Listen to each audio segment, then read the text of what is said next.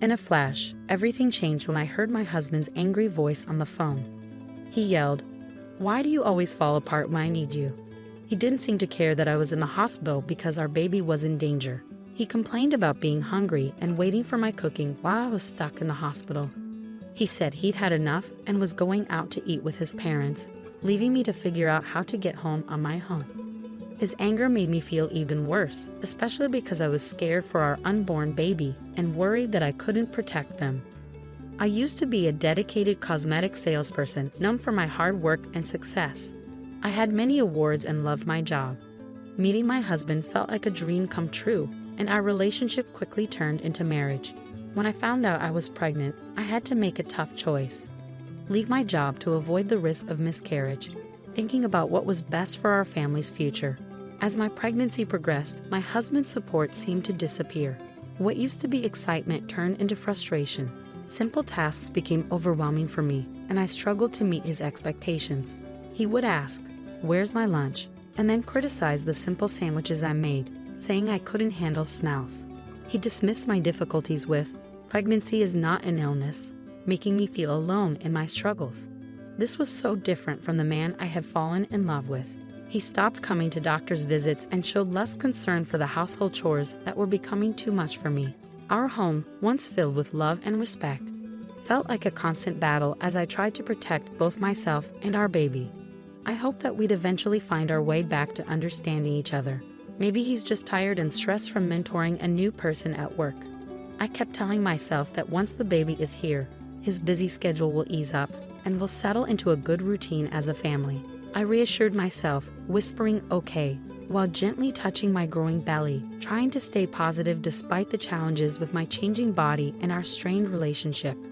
Things between my husband and me haven't improved. On top of that, my in-laws have started showing up unannounced, which has added to my stress. They criticize the cleanliness of our home and worry about how we'll manage with the baby, but they still expect me to serve them food right away. I feel overwhelmed and unprepared, and their visits always end with disappointment. My husband never stands up for me and seems to agree with their criticisms, making me feel like I'm not good enough.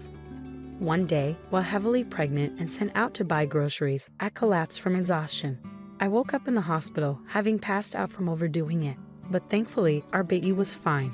The doctor said I needed to rest for a few days. I saw missed calls from my husband and thought he must have been worried. But when I called him back, instead of relief or concern, he greeted me with anger. "Where have you been?" he demanded harshly, as if my health and our baby's safety didn't matter to him. His cold words made me shiver. I tried to explain, "I'm sorry I collapsed at the store and had to come to the hospital. They have me on IV fluids and want me to stay here for a few days." But his response was unfeeling and impatient. "You collapsed and I'm supposed to care. Why don't you answer when I call?" "You're so slow," he said, making me feel even worse. I couldn't stand the thought of our baby being exposed to this negativity. I pleaded, "Please stop yelling. It's not good for the baby," but he ignored me. He continued, "We're starving here waiting for your awful cooking, and you're just relaxing in the hospital." It was clear he wanted to go out to eat with his parents and leave me on my own, even though I was in this condition. His anger and lack of concern were overwhelming. I ended the call, feeling completely alone and heartbroken. As I returned to my hospital room, tears streamed down my face uncontrollably. In that vulnerable moment, a familiar and comforting voice reached out to me. "Are you okay?" I looked up to see Helen, a customer I had grown close to from my days as a cosmetic salesperson, offering me a towel. Seeing her brought me immense relief and warmth. "Helen, it's really you. I'm so glad you remember me." Our unexpected reunion felt like a beacon of kindness and human connection during my darkest hour. Helen was more than just a customer to me.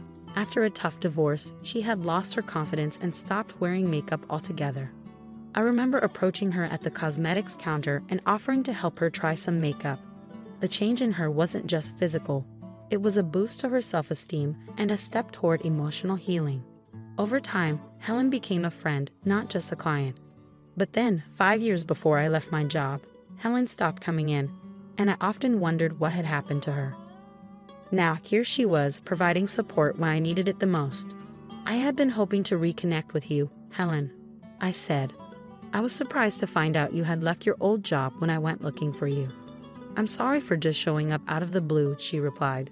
"I had been working abroad. I run a business overseas, and it's been very busy. I hadn't had a chance to enjoy summer or good food in ages. So once things settled down, I decided to come back. And believe it or not, right after, I tried to find you," Helen said with a laugh that made the situation a little lighter. "I ended up here with appendicitis. It's just in the early stages, so medication should handle it. If this had happened while I was still abroad, the treatment cost would have been sky high, so in a way, I'm glad it happened here." Her optimism and warm smile were contagious, and this surprise reunion cheered me up. We happily reminisced about old times. As our conversation went on, Helen, with her kind smile, gently asked, "You don't have to share if you're not comfortable, but I noticed you seemed upset earlier. What's going on?" Feeling I could trust Helen, not just as a former customer but as a real friend, I opened up about my troubles with my husband and in-laws. "I'm really worried about bringing my baby into this environment. I'm afraid they'll be treated the same way I am. And without my job, the thought of living independently, especially with a child, feels overwhelming." To my surprise, Helen made a truly generous offer. "I actually have an apartment you could use. I manage a few properties as part of a project I started with land I inherited. It's a cozy 2-bedroom with a separate bathroom, soundproof walls, and it's in a safe neighborhood close to supermarkets and a police station. You wouldn't need to pay a deposit right now, and you can start paying rent whenever you're ready. It's a really good deal. What do you think?" Helen's excitement and sincerity were so genuine that I couldn't help but laugh in disbelief. "Are you sure you can offer it at such great terms?" I asked, overwhelmed by her kindness. "Absolutely," Helen said. "I trust you'll take good care of the place, and I think it's important to support each other in tough times. You're more than welcome to stay there," she assured me with a warm smile. Helen's unexpected kindness felt like a ray of hope. It wasn't just an offer of a place to stay, but a chance for a fresh start. Her generous gesture was something I couldn't refuse, so with heartfelt gratitude, I accepted. Days later, once the doctors gave me the all clear, I left the hospital and moved straight into the apartment Helen had set up for me. She had arranged everything effortlessly over the phone, showing incredible generosity. I didn't go back to the home I shared with my husband. Instead, I embraced this fresh start in Helen's cozy and welcoming apartment. Although I felt a bit guilty about not paying rent right away, Helen just laughed it off, telling me not to worry. While my husband was at work, I went back to our old home to pick up my things. It felt strange and empty, much like how I felt inside. Helen's support went beyond just offering the apartment. She connected me with a lawyer who had helped her before, and this solidified my decision to pursue a divorce. The lawyer's encouragement gave me hope, and with each hospital visit confirming the health of my baby, my resolve grew stronger. One day, as I left the hospital, I was alarmed to see my husband waiting for me. I panicked and tried to leave quickly, but my pregnancy made it hard to move fast. He confronted me about the lawyer and our living situation, gripping my arm tightly. I stood my ground, insisting that any discussions about the divorce, compensation, or child support should be handled through the lawyer. I refused to return home with him. As he tried to force me to go back, a young woman stepped in to help. Rebecca, as she introduced herself, immediately stood in front of me, showing clear protection. Her familiar interaction with my husband George revealed the underlying tension. Rebecca firmly told George he couldn't take me against my will, and even threatened to call the police. Her determination and the mention of the police were enough to shift the situation, giving me a glimmer of hope and the strength to assert myself. Seeing Rebecca's seriousness, George looked frightened and quickly left. I felt a wave of relief that nearly made my legs buckle. Rebecca immediately came to my side to support me. "Are you okay?" she asked, and I apologized, feeling overwhelmed by relief. Rebecca quickly called a taxi for me, insisting on making sure I got home safely. Despite feeling bad for causing her trouble, she reassured me it was no problem. When I told her my address, she was surprised to learn that I lived just below her. It was a happy coincidence that we were neighbors. Rebecca, cheerful and kind, turned out to be a new employee at George's workplace. She had reported his inappropriate behavior, which led to him being removed as her mentor. George was known for his lack of empathy toward female employees, often making insensitive comments about personal issues like menstruation and marriage. Rebecca shared that George's behavior wasn't just a problem at work. I had experienced it firsthand during my pregnancy. 3 weeks after meeting Rebecca, we had become good friends, enjoying dinners together. She shared that George had been moved to a subsidiary company after multiple complaints and problems at work. Interestingly, Rebecca was Helen's daughter, the same Helen who owned the apartment I was staying in. George had previously bragged about handling Helen's account, but his poor behavior led to his demotion. Helen had pushed for George's transfer after learning about his actions both at work and toward me. Rebecca, determined to address workplace issues on her own merit, had only acted after realizing my connection to her mother. Helen had encouraged Rebecca to gather and present evidence against George, which led to his transfer. With George's reduced income and increased workload, his position had changed significantly. Helen, drawing on her experience, advised me to stay firm and not be swayed by George's attempts to gain sympathy, which was incredibly reassuring. After I decided to divorce George, he tried to contact me through the lawyer, expressing how tough work was and how much he missed me. He even apologized and asked me to come back, but I remained resolute in my decision to divorce, supported by Helen. George had no choice but to accept the divorce and agree to the terms for child support and damages. As time went on, I faced a new challenge with my in-laws, especially my father-in-law, who was overly excited about the baby being a boy. I sensed trouble brewing, and it wasn't long before my in-laws made their move. One day, while I was heading out, my father-in-law grabbed my arm. He had followed Rebecca, thinking he would confront her, but then saw me and demanded that I give up my baby once born, claiming the baby was the family's heir. Despite my efforts to free myself, his grip was too strong. Just then, Rebecca's firm voice demanded he let me go. In a swift motion, she used a judo technique to throw him.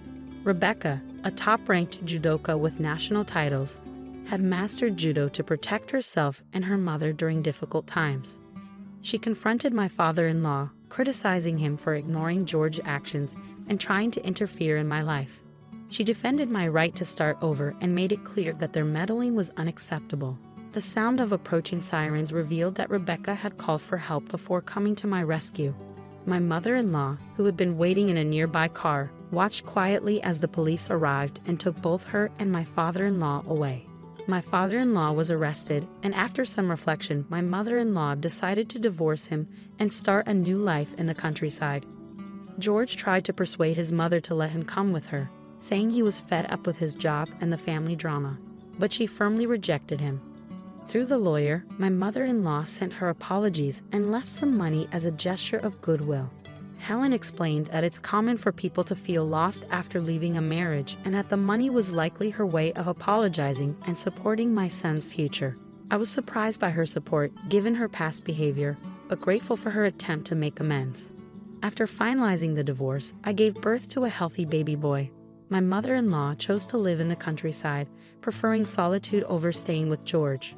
When my father-in-law was released from custody, he found that the house had been demolished by my mother-in-law before she left. He ended up moving in with George, which only led to more problems and eventually caused George to resign from his job due to a damaged reputation. Despite the upheaval, child support payments continued to come in reliably, likely managed by Helen and the lawyer. Rebecca was recognized at work for her efforts and became a project leader, earning admiration from her colleagues. Helen's projects, including women-only properties and housing for foreigners, were thriving. As for me, once my son was old enough, I planned to return to work.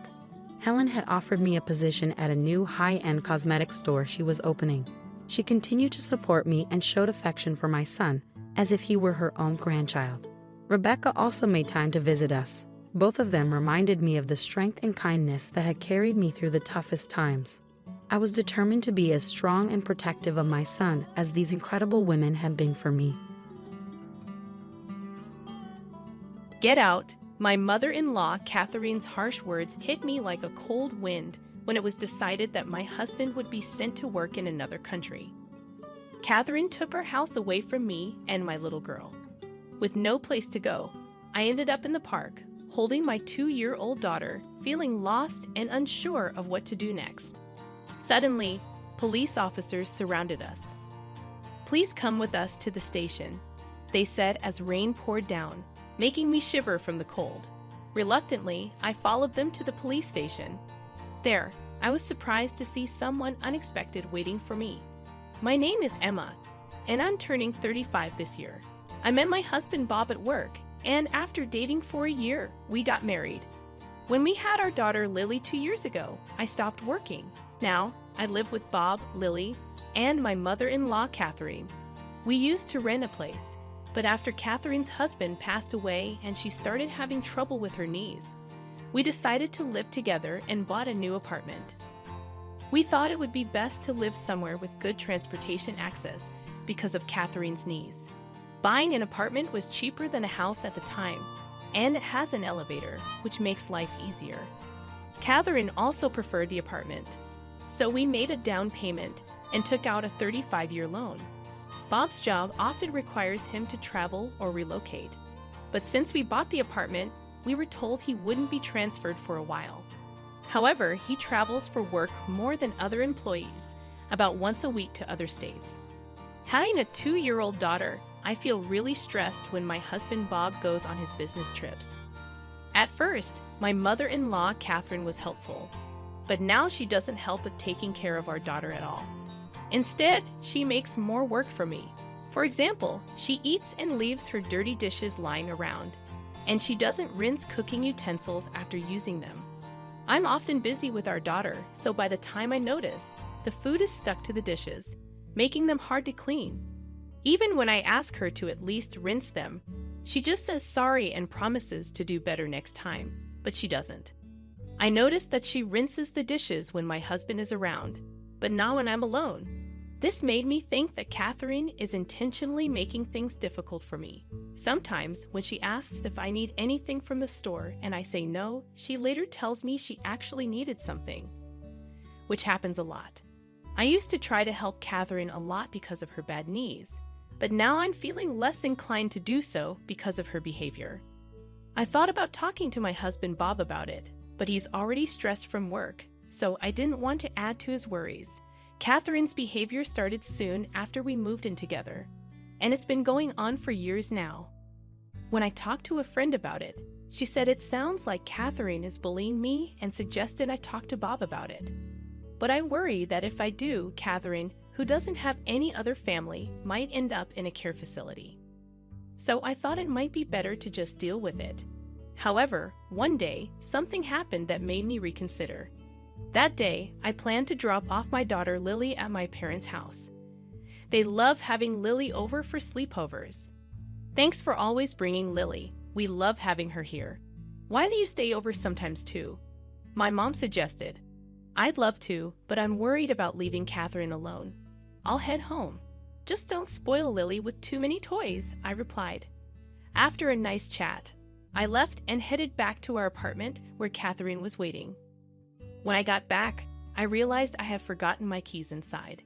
At first, I was worried, but then I remembered Catherine was home. I tried calling her using the intercom, but there was no answer. Maybe she had gone out. I decided to wait outside for a while. But even after waiting for 2 hours until it got dark, Catherine didn't come back. When another resident returned and unlocked the main entrance, I followed them in. Catherine rarely goes out at night, so I was sure she was still at home. I rang the intercom again, but still no response. I could hear a faint sound from inside, confirming Catherine was there. I tried a few more times, but she refused to answer. Feeling defeated, I decided to stay at a nearby motel for the night and planned to sort things out when my husband Bob returned from his trip. What happened? Out shopping. I told Bob that Catherine had locked me out. He was understandably upset for me, but Catherine just brushed it off, saying, "Oh, maybe I didn't hear you because of my hearing." I'm getting old, with a smirk on her face. I was relieved to be back inside. After getting my keys, I went to pick up Lily from my parents' house. When I talked to my parents about what happened, they said, "Sounds like Catherine is making things difficult for you. If it gets too much, you can always come back here." Their comforting words brought tears to my eyes, but I quickly wiped them away before heading home with Lily. For a while, things seemed okay with Catherine. But then, out of nowhere, Bob's international transfer became final, It was a permanent move, not just a short business trip. We finally bought a place, and now this international assignment. What do you think?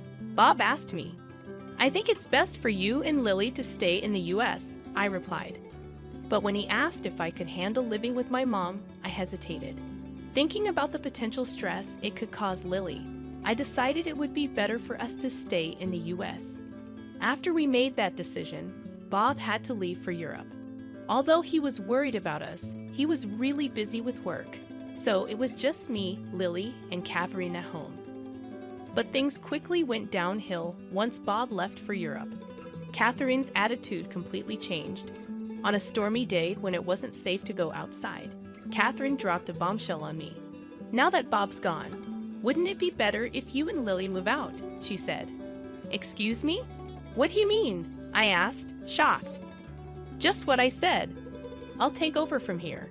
I just feel I can't relax with strangers in the house. I'd appreciate it if you could leave right now. I couldn't believe what I was hearing. Catherine's request felt like a slap in the face.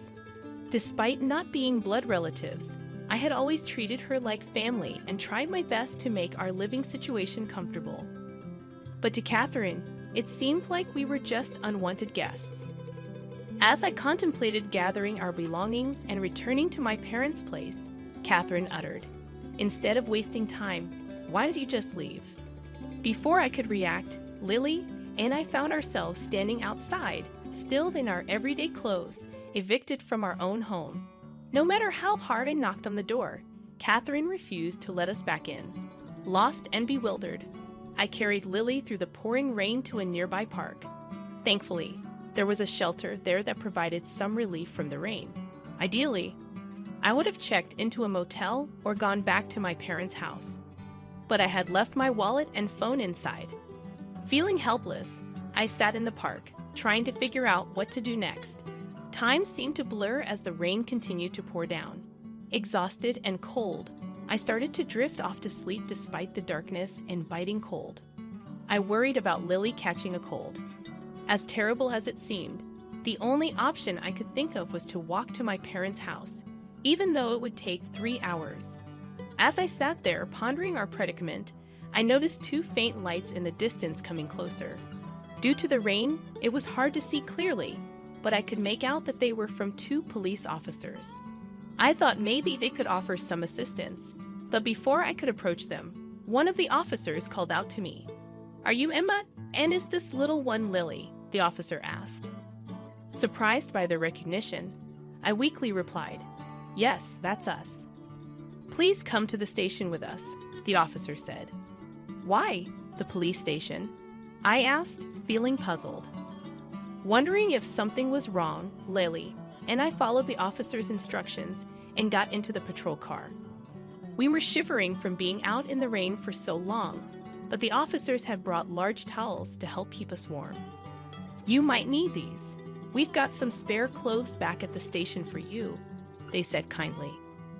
Curious about why they knew about us and why we were headed to the police station, I asked, "How did you know where to find us?" They replied, "We'll explain everything once we're back at the station. For now, just try to relax." Exhausted, I soon drifted off to sleep and woke up to find that we had arrived at the police station. Following the officers inside, I was surprised to see Catherine and my uncle waiting there. "Uncle, what are you doing here?" I asked, puzzled by his presence. "He was contacted by Bob," my uncle explained. "Bob suspected you might be having problems with his mom, and since he's overseas, he asked me to keep an eye on things for him." According to my uncle, Bob had talked to him about this issue previously. He said Bob had asked him to keep an eye on things because he couldn't be there himself. My uncle had seen us out in the rain earlier today. He had considered taking us in himself, but he thought Catherine's actions were extreme, so he decided to report it to the police. That's how the officers knew where to find us and came to help. Catherine had also been summoned to the police station. She sat on a sofa, glaring at me, appearing unaware of why she was there. "Why do I have to be here? My knee is bad, you know. If Bob was here, this wouldn't be happening," Catherine argued. But the whole situation stemmed from Bob asking my uncle for help. In discussions with the police, it seemed likely that there could be legal consequences. Therefore, I was advised to consider hiring a lawyer. That's an exaggeration. I just locked the door, that's all. I didn't do anything else, Catherine defended herself. Do you even realize what you've done? You threw Emma and a little child out in pouring rain. That's unforgivable. My uncle defended us, asserting that I was the rightful owner of the house. That's impossible. Bob is the head of the household. He's the rightful owner. Now that he's not here, it should be mine, Catherine argued. Catherine believed Bob was the owner, but she was mistaken. In fact, my uncle, who runs a real estate business, helped us get a great deal on a condo. Bob suggested putting the property under my name. I didn't think much of it at the time, but now I'm grateful I listened to Bob's advice. Following my uncle's guidance, I decided to hire a lawyer. The lawyer explained that it would be difficult to remove Catherine from the house. Therefore, the best option might be to place her in a care facility. Upon hearing the lawyer's advice, I immediately called Bob to explain the situation. Bob hadn't realized the situation had escalated so much and said he wanted to return from Japan to discuss it properly. He also mentioned he was considering placing Catherine in a facility. Meanwhile, Catherine, oblivious to all this, was snacking on crackers casually at the police station. Since I couldn't return home with Catherine, I decided to stay with my parents until Bob returned. He would be back in a week, giving us time to think about our next steps. If Bob didn't support me, divorce seemed like the only option. I regretted not seeking advice sooner. A week later, Bob returned from Europe and was at the house with Catherine, so I moved back home from my parents' place. Bob had to return to Europe soon due to the urgency of his job. He could only stay in Japan for a few days, so we needed to discuss our next steps. I heard some things from Emma's uncle. Is all of that true? Bob asked. It's all lies. I haven't done anything. Emma's plotting something to evict me. Catherine stubbornly refused to admit any wrongdoing. She even accused me of scheming against her. Bob, who I expected to support me, seemed to want to consider Catherine's perspective. I understand. So do you have any evidence to prove Emma's plotting something? He asked. Evidence? Of course not, Catherine replied. I see. Emma, do you have any evidence? Bob turned to me. To be honest, I've been so busy with work, I haven't been able to keep an eye on things. I'm not sure who to believe, I admitted. I handed Bob something I had with me. What's this? He asked. It was a voice recorder I had been using. It contained recordings of Catherine's verbal abuse towards me, including the time she evicted us. When Bob played it, he heard Catherine saying hurtful things like, "Such a worthless wife. I wonder why he even married you." Hearing this, Catherine quickly began to defend herself. This is taken out of context. Everyone has their moments, right? I was just frustrated at that time, but it was just this once. As Catherine claimed this, the voice recorder played more recorded verbal abuses, showing that it wasn't just a one-time thing. Bob's hand, holding the voice recorder, trembled with tension and anger. Meanwhile, Catherine looked guilty. "Mom, what is this about?" Bob asked, but Catherine remained silent. "If you won't answer, then I assume this is all true. If so, I need to protect Emma and Lily. You understand that, right?" Bob's anger was palpable, something I had never seen in him before. Catherine, seeing this side of Bob for the first time too, looked frightened and couldn't say a word. After several discussions before Bob's return to Europe, I made it clear that I couldn't continue living with Catherine. With Lily around, I couldn't risk another incident like the one before. Bob seemed to agree, leaning towards placing Catherine in a care facility.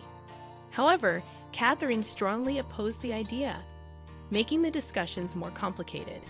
Despite the opposition, I decided to sell the house. "You can't stay here anymore. If you don't want the facility, you'll need to find another place," I told Catherine. "How dare you decide this on your own?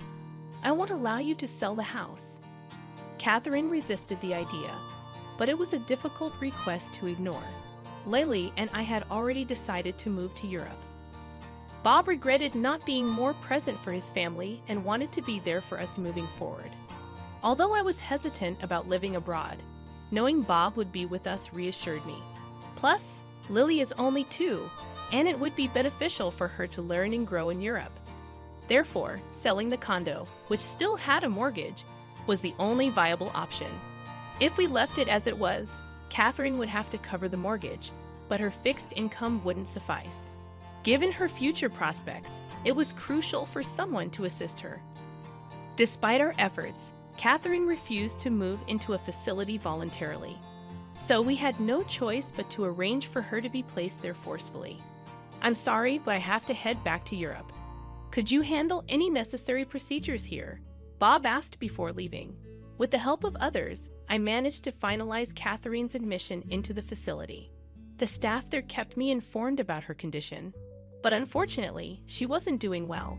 It would be one thing if she were simply feeling down, but it seemed she was causing trouble for the staff and other residents. Before heading to Europe, I visited her to check on her well-being. However, she lashed out at me, accusing me of locking her up in the facility. She also complained to the staff about the food, comfort of the beds, and other residents' behavior, expressing frustration and dissatisfaction. When I apologized to the staff for Catherine's behavior, they were very understanding. "It's okay," one of them assured me. "We're used to dealing with this kind of behavior. Just leave it to us. We'll keep you updated, and if anything happens, we'll give you a call, so don't worry." Despite all the trouble Catherine caused me while we lived together, I couldn't help but feel concerned as I headed to Europe. When I arrived in Paris, Bob met me at the airport, and we went to the apartment we had rented. Rents in Paris are known to be higher than in Texas, but thanks to the housing allowance from Bob's company, we were lucky to find a spacious and affordable place. Living in Paris has been a delightful experience for me and Lily. Our neighbors are incredibly friendly, even though I'm still learning French. Recently, one neighbor shared wine and cheese with me, and I returned the favor with mac and cheese. I'm slowly learning French, and Lily is picking it up too. I've enrolled in a language school to improve further, where I've made friends with other Americans new to France. In the past, I had to constantly worry about Catherine back in the States, which often stopped me from fully enjoying outings with friends. But here in Paris, I can relax and enjoy leisurely lunches. My main concern now is Lily, who is still too young for kindergarten. Most kids in France start kindergarten at 5, so I hope she learns enough French by then. Luckily, Lily seems to be learning quickly. Once Lily starts preschool, I'm considering getting a job. Bob is supportive of me staying at home, but being in Paris has made me want to explore new opportunities. I've made friends with a waitress at a nearby cafe who hinted there might be a job for me there. The cafe is popular among Americans and locals learning English, so it could be a great fit. While there may be challenges ahead, living in France has strengthened our family bonds. I feel more confident expressing myself, and I believe we'll face any challenges together as a family. Overall, I've never been happier in my life. 2 years after we got married, I still felt like we were just starting our journey together. It had been 2 years since we promised to be together forever, but my heart sank when my wife happily announced, "I'm going to have a baby." The father was my boss. I remembered her saying, "Let's wait to have kids. I want us to enjoy being newlyweds when we first got married." My name's Ryan Kitchen, and I turned 30 this year. I married Susan 2 years ago after meeting her at work. Even though we worked in different parts of the company, I couldn't help but admire her beauty whenever we passed each other in the office or shared an elevator ride. When a coworker finally introduced us, my heart soared with joy. I'd always looked for chances to chat with Susan, and I wasn't going to miss this one. I watched all the movies and read the books she suggested. Slowly but surely, my efforts to get closer to her were paying off. At that time, it seemed Susan had a boyfriend, but I didn't pry too much into it. I was showing her that it didn't matter to me. Looking back, I'm amazed at how persistent I was. Susan decided to leave her job and become a stay-at-home wife, and I'm glad she's taking care of our home. She's taking cooking and flower arrangement classes, having relaxed lunches with friends, and enjoying a comfortable life. 2 years into our marriage, just when our parents started hinting about wanting grandchildren, something unbelievable happened. The busy overtime season was over, and I was feeling great, leaving work on time. Thinking that Susan might be feeling lonely because of my busy schedule, I decided to surprise her with her favorite cake on my way home for the upcoming long weekend. I thought we could go on a mini vacation together. I grabbed brochures of nearby tourist spots from a travel agency near the train station. To save her the trouble of cooking, I ordered takeout. I'm back. I managed to leave work early today, I told Susan as I took off my shoes at the front door. She hurried over from the hallway, looking surprised at my early return. While explaining about the takeout dinner, I handed her the cake she loves. However, something seemed wrong with Susan. "Susan, is everything all right?" I asked, handing her my suit jacket and noticing her small nod. Her expression was serious as we sat down in the living room. Susan took a seat across from me, and then she dropped a bombshell. "I'm pregnant, and I think we should end our marriage." I couldn't believe what I was hearing. Susan and I hadn't had any children yet. She was the one who had initially wanted to wait before starting a family right after our wedding. I had agreed to wait, wanting to respect her wishes to enjoy our early married life. We had been careful for the past 2 years, so how could she be pregnant now? "I want a divorce for the sake of the child," she said, a phrase I never expected to hear from her in such circumstances. I had always imagined using those words joyfully together. Susan's expression was blank, but her decision to divorce seemed final. "Please sign these papers." "I want a divorce for our child," Susan said, laying out divorce papers already signed by her. Susan's parents had already signed the witness section of the divorce papers. She had talked to them beforehand. "I want to find out who the father is, but I can't lose my composure here. I have my dignity too," she explained. "So you're sure about this?" I asked, and Susan nodded firmly in response. After that, I struggled to keep the pen steady as I signed the papers. Susan neatly folded the divorce papers, indicating she had already packed her belongings. With a large suitcase in hand, she made her way to the door, leaving me speechless.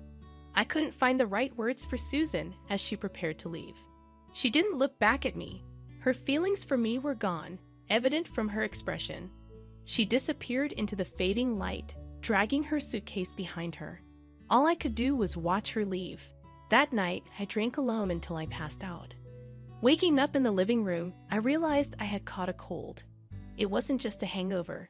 I was plagued by headaches and chills. I called my workplace and said I needed a sick day to recover. Reflecting on last night, I wondered if it had all been a dream. But there sat the liquor bottle and the pen on the living room table, reminding me it wasn't a dream. Susan had really betrayed me and left. Reality hit me hard, and my chest ached with pain. It's true what they say, the harder they fall. I couldn't believe how much I now despised Susan, the woman I had once loved so deeply. Determined to find the other man, I spent the day searching through Susan's belongings. Despite my anger, I couldn't help but notice the ring and bracelet I had given her during our dating days still in the jewelry case. And then I found our wedding ring in the trash. What was she thinking when she threw it away? Just thinking about it made me feel sick. Despite spending the whole day looking for clues about the other man, I'd only succeeded in worsening my fever. Despite my efforts to keep busy, my health didn't fully recover in just one day. In the end, I ended up taking a week off from work to sort things out. When I finally returned, I was taken aback to find that my coworkers already knew about my divorce, even though I hadn't shared the news with them. "How are you holding up, Ryan? Seems like you're quite sensitive, getting sick over a divorce," remarked my direct boss, Tom Gary, with a smirk. Gary had always been a thorn in my side, constantly making things difficult for me with his pretentious attitude and questionable behavior. As I reluctantly tolerated his presence, it dawned on me that he had mentioned the divorce. Then it hit me. Before Susan and I got married, she and Gary used to work together in the same department. Didn't Susan inform you about the divorce? Or were you too busy nursing your fragile ego? He taunted, and suddenly everything clicked into place. Are you the father of Susan's baby? I asked through gritted teeth. Gary, with an air of superiority, confirmed it. That's correct, he replied, clearly enjoying my discomfort. In that moment, I didn't fully comprehend the gravity of my actions. When I regained consciousness, Gary lay sprawled across the room, surrounded by a toppled chair and scattered desk items. My fist throbbed with a dull pain, a testament to the altercation. The scene resembled a chaotic festival, with some people assisting Gary while others attempted to restrain me. Despite being struck, Gary found amusement in the situation, laughing at the trouble I had unwittingly invited. He had manipulated me into losing control. Gary happened to be the grandson of the company's founder, making matters worse. By punching him, I had assaulted a future executive. Predictably, I was suspended and ultimately terminated from my job. Now, I was not only unemployed but also abandoned by my wife. My life spiraled into disarray. Though I knew I needed to find work to survive, my actions lagged behind my thoughts. Daytime became an excuse to drink, and nightfall brought more of the same. It was a self-destructive cycle, devoid of motivation. The only solace was my savings, a result of past diligence. After about a month, an unexpected visitor appeared. Initially, I pretended not to be home, ignoring the doorbell. However, it persisted, ringing again after 30 minutes, prompting another round of feigned absence. An hour later, the doorbell chimed once more, aggravating my already frayed nerves. Irritated, I grumbled about the intrusion as I begrudgingly answered the door. Standing before me was a stranger, a woman of unfamiliar stature, her gaze piercing into me with a judgmental intensity. I felt a wave of discomfort wash over me, prompting me to shift my gaze away. "May I ask who you are?" I inquired tentatively. The woman, exuding an air of dignity and strength, wasted no time in getting to the point. "Are you the former spouse of that woman?" Her directness nearly caught me off guard, causing my heart to skip a beat. It was clear she was referring to Susan, and she didn't mince words. She introduced herself as Lillian Gary, confirming my suspicions about her relationship with Gary. The prying eyes of the neighborhood ladies passing by only added to my unease. I had always found their penchant for gossip unsettling. "Please come inside," I offered hastily, hoping to avoid further speculation. Lillian accepted the invitation graciously and stepped into the disarray of my home without hesitation. I hadn't made any effort to tidy up, but she didn't seem deterred. As we entered the cluttered living room, she silently began to gather the scattered debris. "I can handle that myself," I protested weakly, but she dismissed my objections. "We can't have a meaningful conversation amidst this chaos, can we? If you're not going to assist, please take a seat." She snapped, so I straightened up and settled onto the couch, watching in silence as she efficiently tidied up the room. "Why don't you freshen up?" she suggested. Her words caught me off guard, prompting me to hurry to the bathroom. I quickly washed my face, startled by the unfamiliar face staring back at me in the mirror. I shaved, washed, and combed my hair, feeling a semblance of normalcy return. For the first time in a while, I felt a bit more human. Returning to the living room, I found the cleaning already completed, with the trash bagged and placed in the hallway.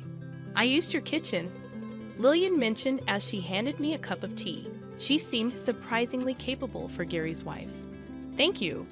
I feel like myself again," I expressed, surprised by the sincerity of my gratitude. Lillian responded with a faint smile, though it quickly faded. "My husband asked for a divorce because he fathered a child," she stated bluntly, clearly not one to mince words. "I went through the same thing with my wife. I'm already divorced," I responded, indicating that it was no longer my concern. She let out a deep sigh, suggesting that Gary's indiscretions were nothing new to her.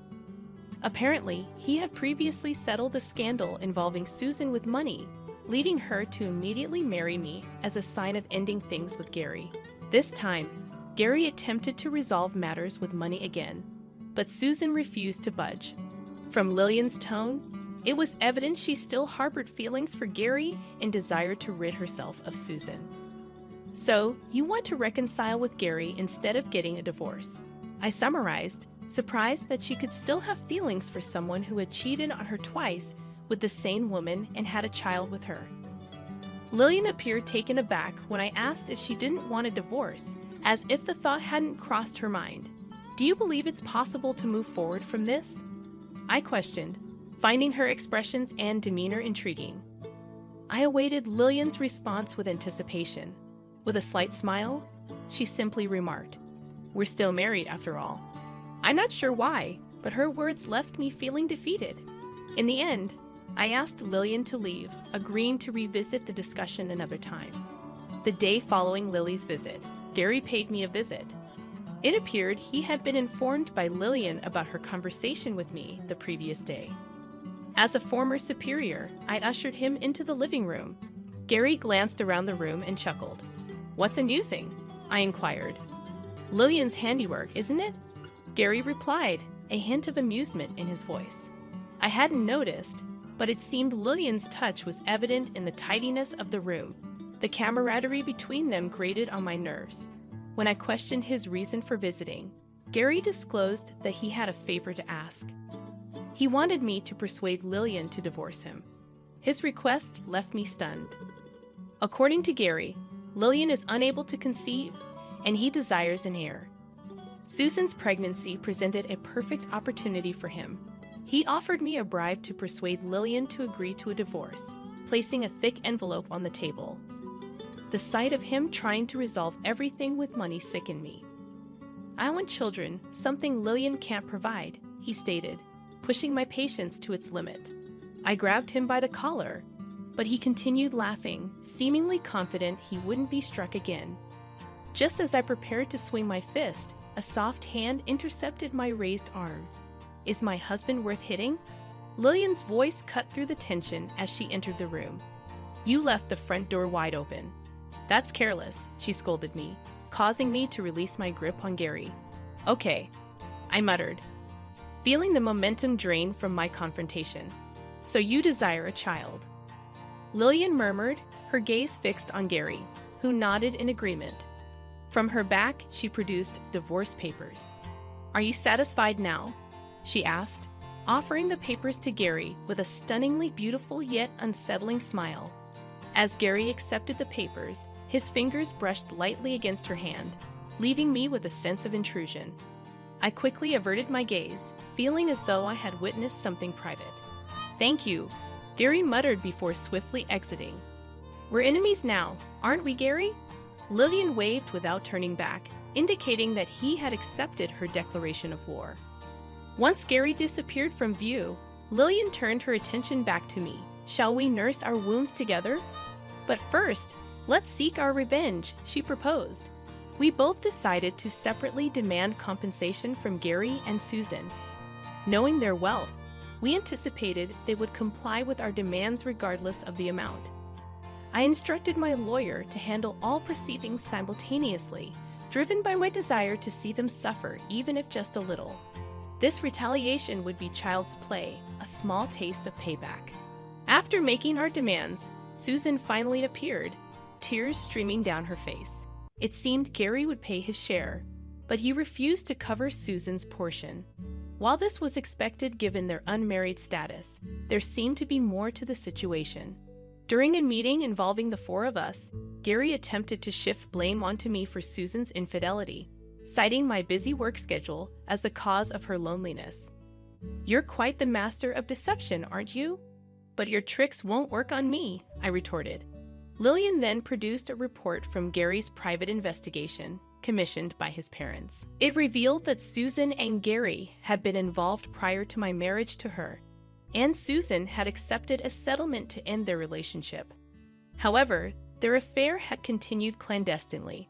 Apparently, my marriage to Susan had been Gary's idea as a cover-up. My dedication to work and my somewhat insensitive nature made me an ideal husband for their purposes. Additionally, working alongside Gary provided them with a convenient means of monitoring me. The level of detail in the report compiled by Gary's parents at significant expense, was astonishing. Lillian calmly read through the contents, causing Gary and Susan's faces to pale. Susan was the first to crack, her hysterical screams filling the room until they were cut short by tears. "Stop it now. It's not good for the baby if you stress yourself out."